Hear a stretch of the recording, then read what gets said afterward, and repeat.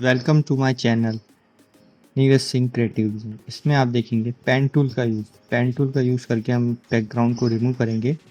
Pen tool का use आपको करना है, क्लिक करके कर्व करेंगे और ऑल्ट दबा के पॉइंट को ऑल्ट दबा के इसका यूज़ किया जाता है।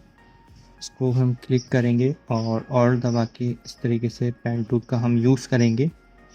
पेन टूल का यूज़ हम बिल्कुल एकदम स्मूथ रिमूव करने के लिए मैं पेन टूल का यूज़ एकदम क्लियर यूज़ बैकग्राउंड रिमूव हो जाता है इसमें।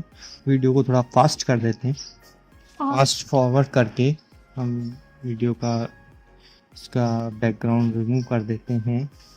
देखिए मैं इसका बैकग्राउंड पहले हम इसका पेन टूल से सिलेक्शन बना लेते हैं और दबा के हमने इसका सिलेक्शन बना दिया है।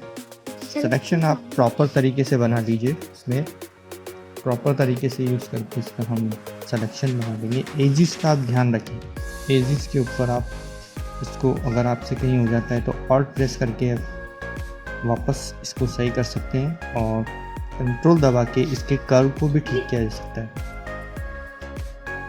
इसमें आप सिलेक्शन बना लीजिए और कंट्रोल दबा के कर्व अपने अकॉर्डिंग सही कर सकते हैं, जैसे कि वीडियो में मैं बता रहा हूँ आपको। इस तरीके से आप यूज़ करके इसको कर सकते हैं।